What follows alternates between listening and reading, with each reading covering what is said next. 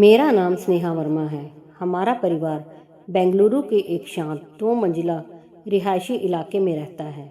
ऐसी जगह जो दिन में धूप और बच्चों की हंसी से भरी रहती है, लेकिन रात में इतनी शांति हो जाती है कि ड्राइंग रूम की दीवार पर लगी घड़ी की टिक टिक साफ सुनाई देती है। मेरे पति अर्जुन और मेरी एक ही बेटी है, ईशा, 8 साल की। शुरुआत से ही हमने तय कर लिया था कि हमारा सिर्फ एक ही बच्चा होगा। इसलिए नहीं कि हम स्वार्थी थे, इसलिए नहीं कि हमें चुनौतियों से डर था, बल्कि इसलिए कि हम अपनी पूरी क्षमता, पूरा समय और पूरा प्यार उसी एक बच्चे को देना चाहते थे। यह घर हमने करीब 10 साल की बचत के बाद खरीदा था। ईशा की पढ़ाई के लिए हमने उसका एजुकेशन फंड तब ही खोल दिया था जब वह गोद में थी।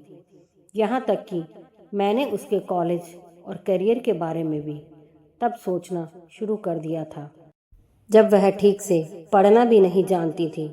लेकिन सबसे बढ़कर मैं उसे आत्मनिर्भर बनाना चाहती थी। एक बच्ची जो बहुत छोटी उम्र से अकेले सोती थी। जब ईशा अभी प्ले स्कूल में थी, तभी मैंने उसे अपने कमरे में अकेले सोने की आदत डाली। यह इसलिए नहीं था कि मैं उसे कम प्यार करती थी, बल्कि इसलिए कि मैं जानती थी एक बच्चा तब तक मजबूत नहीं बनता जब तक वह हर रात किसी बड़े की बाहों से चिपका रहे। ईशा का कमरा पूरे घर में सबसे सुंदर था। एक बड़ा डबल बेड, उच्च गुणवत्ता वाला गद्दा, कहानी की किताबों और कॉमिक से भरी अलमारी, करीने से सजे हुए सॉफ्ट टॉय और एक हल्की गर्म पीली रोशनी वाला नाइट लैम्प। हर रात मैं उसे कहानी सुनाती, उसके माथे पर हल्का सा चुंबन देती और लाइट बंद कर देती। ईशा को कभी अकेले सोने से डर नहीं लगा जब तक एक सुबह नहीं आई। माँ, कल रात मेरा बिस्तर बहुत तंग लग रहा था। उस सुबह जब मैं रसोई में नाश्ता बना रही थी, ईशा दांत ब्रश करके बाहर आई, दौड़कर मेरे पास पहुंची, मेरी कमर से लिपट गई और उनिंदी आवाज़ में बोली, माँ, मुझे कल रात ठीक से नींद नहीं आई। मैंने मुस्कुराते हुए उसकी तरफ देखा। क्यों बेटा? ईशा ने भौहें सिकोड़ कर थोड़ा सोचा, फिर बोली, मेरा बिस्तर बहुत तंग लग रहा था। मैं हंस पड़ी।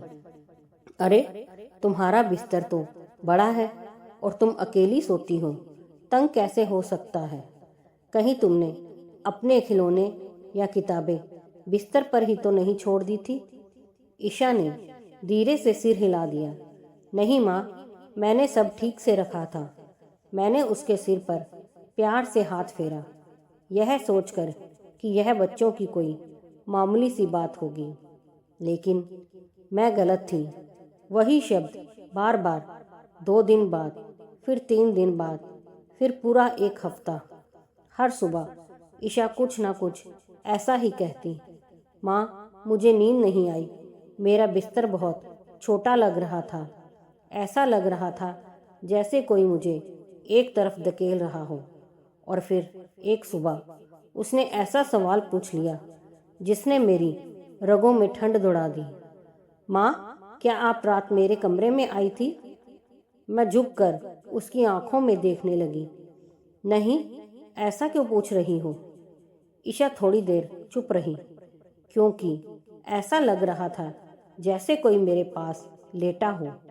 मैंने जबरदस्ती मुस्कान ओढ़ ली और आवाज़ को सामान्य रखा। तुमने सपना देखा होगा। कल रात माँ पापा के साथ सोई थी, लेकिन उस पल के बाद मेरी अपनी नींद हमेशा के लिए बदल गई। शुरुआत में मुझे लगा कि ईशा को बुरे सपने आ रहे होंगे, लेकिन एक माँ होने के नाते मैं उसकी आंखों में छिपा डर साफ देख सकती थी। मैंने अपने पति अर्जुन से बात की, जो एक सर्जन है और अक्सर अस्पताल में लंबी शिफ्ट के बाद देर रात घर लौटते हैं। मेरी बात सुनने के बाद उन्होंने हल्के से मुस्कुरा दिया।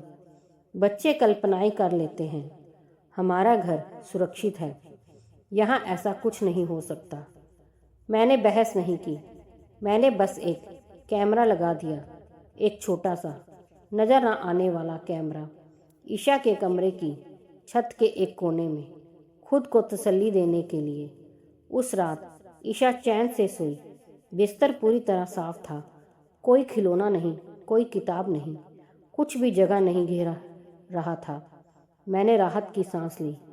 रात 2 बजे मुझे प्यास लगी और मेरी आंख खुल गई। ड्राइंग रूम से गुजरते हुए आदतन मैंने अपने फ़ोन पर कैमरे की लाइव फीड खोल ली, बस यह देखने के लिए कि सब ठीक है। और तभी मैं ठिठक गई। स्क्रीन पर ईशा के कमरे का दरवाज़ा धीरे धीरे खुला। एक आकृति अंदर आई, दुबला शरीर, सफ़ेद से बाल, धीमे लड़खड़ाते कदम। मैंने मुंह पर हाथ रख लिया। दिल जोर जोर से धड़कने लगा। जब मुझे समझ आया वह मेरी सास थी, नीता वर्मा। वह सीधे ईशा के बिस्तर तक गई, बहुत सावधानी से उसकी रजाई उठाई और फिर उसके बगल में लेट गई, जैसे वह बिस्तर उनका अपना हो।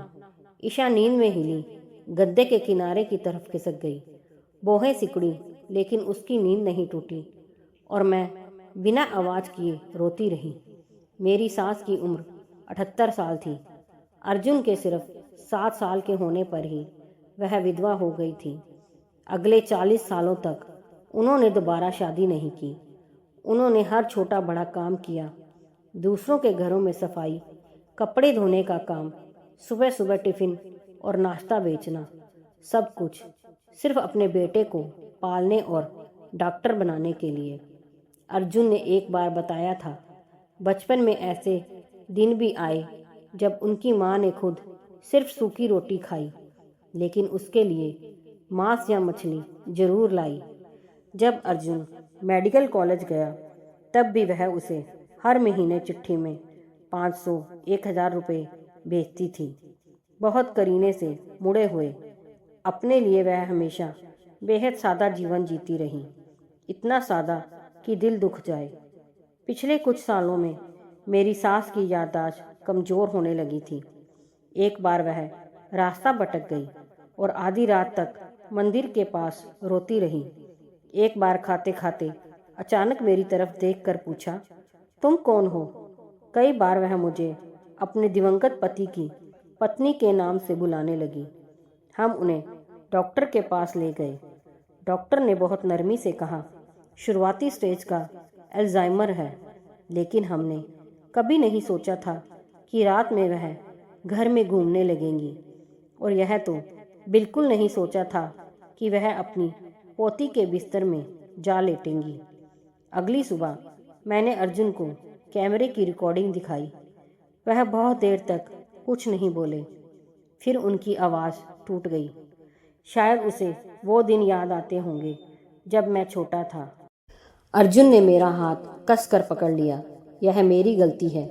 मैं काम में इतना उलझ रहा कि भूल गया मेरी माँ धीरे धीरे खुद को खो रही है। उसके बाद कई रातों तक ईशा हमारे साथ सोई और मेरी सास को हमने कभी दोष नहीं दिया। हमने उन्हें पहले से ज़्यादा प्यार किया। हमने तय किया रात में ईशा के कमरे का दरवाज़ा धीरे से बंद रखना, पूरे घर में मोशन सेंसर लगाना और सबसे ज़रूरी, मेरी सास को फिर कभी अकेले ना सुलाना। हमने उनका कमरा अपने कमरे के पास कर दिया। हर रात मैं उनके पास बैठती, उनसे बातें करती, उनकी यादें सुनती, उन्हें यह महसूस कराती कि वह सुरक्षित हैं, क्योंकि कभी कभी बुजुर्गों को दवाइयों से ज़्यादा ज़रूरत होती है यह जानने की कि उनका परिवार अभी भी उनके साथ है। मेरी बेटी का बिस्तर कभी छोटा नहीं था। असल में एक बूढ़ी औरत जो अकेली थी, जो अपनी ही यादों में खोती जा रही थी, वह बस उस बच्चे की गर्माहट टूट रही थी जिससे उसने कभी पूरी जिंदगी गोद में उठा कर रखा था। दोस्तों, अगर कहानी पसंद आई हो तो लाइक, सब्सक्राइब, शेयर ज़रूर कीजिए।